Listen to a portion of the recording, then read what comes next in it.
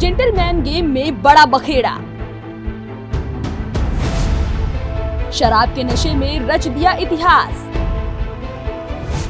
नशे में लगाया शानदार शतक। एक ऐसा खेल जिसमें दिल, दिमाग और शरीर तीनों का होश में रहना बहुत जरूरी है। लेकिन वर्ल्ड क्रिकेट में ऐसे कई मौके आए हैं जब खिलाड़ियों ने बड़े बड़े कारनामे किए हैं, लेकिन बाद में पता चला कि वे उस समय पूरी तरह से होशो हवास में नहीं थे। खास बात यह है कि उस दिन उन खिलाड़ियों ने इतिहास भी रच डाला। यानी ये कहा जा सकता है कि वे होश में नहीं थे, या फिर यूं कहें कि नशे में थे, लेकिन जब मैदान में उतरे तो उन्होंने सबके होश उड़ा दिए। आज हम ऐसे ही खिलाड़ियों की बात करेंगे जिन्होंने क्रिकेट के मैदान में झंडे गाड़ दिए, वो भी नशे में।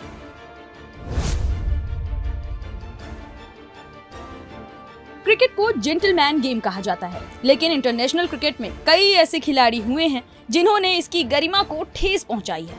कई मौकों पर खिलाड़ियों ने मैदान पर आपस में बहस की है, तो कुछ ने नशा करके मैच खेला है।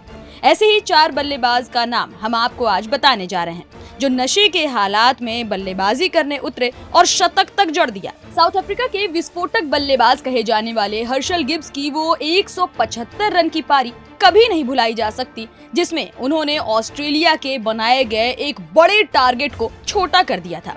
उस मैच में ऑस्ट्रेलिया ने विश्व क्रिकेट का सबसे बड़ा स्कोर 435 रन बना दिया। लेकिन हर्शल गिब्स जब बल्ले के साथ मैदान पर उतरे तो उन्होंने 175 रन अकेले ही ठोक दिए और ऑस्ट्रेलिया के जबड़े से मैच छीनकर अपने खाते में डाल लिया। अपनी ऑटोबायोग्राफी टू द पॉइंट में हर्शल गिब्स ने इस बात का खुलासा किया कि जब वे मैदान पर उतरे थे तो वे नशे में थे, क्योंकि उनसे पहले उन्होंने खूब शराब पी हुई थी और मैदान पर भी उनको ठीक से गेंद नहीं दिख रही थी। उन्हें पता ही नहीं चला कि कब खेलते खेलते वे 100 रन के आंकड़े को पार कर गए।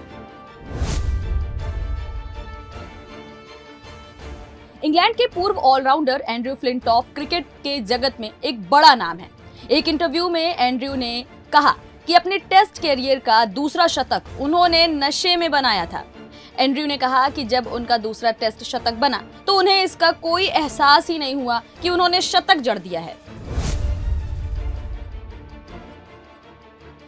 वेस्टइंडीज के महान बल्लेबाजों में शामिल सोबर्स ने भी एक इंटरव्यू में इस बात का खुलासा किया कि उनके कैरियर की सबसे शानदार पारी उन्होंने नशे में खेली थी।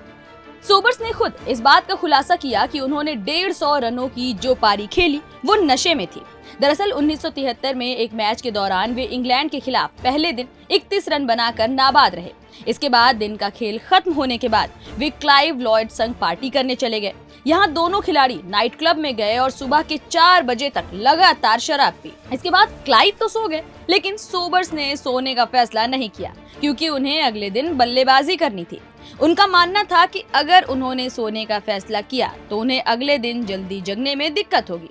अगले दिन सुबह उन्हें मैदान पर उतरना पड़ा, लेकिन यहीं पर गैरी सोबर्स की सबसे महान पारी देखने को मिली।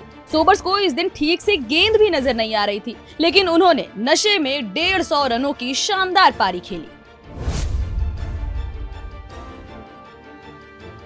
पाकिस्तान के बाएं हाथ के पूर्व बल्लेबाज वसीम राजा का भी एक किस्सा नशे में खेलने से जुड़ा हुआ है। हुआ कुछ यूं था कि एक मैच में बाउंड्री लाइन पर फील्डिंग करते हुए दर्शकों के साथ वसीम राजा का झगड़ा हो गया। उस दौरान वहां पर मौजूद मीडिया ने रिपोर्ट किया कि वसीम उस वक्त नशे में थे। इत्तेफाक की बात है कि इस मैच में वसीम राजा ने भी शतक जड़ दिया था। Bureau report, daily line.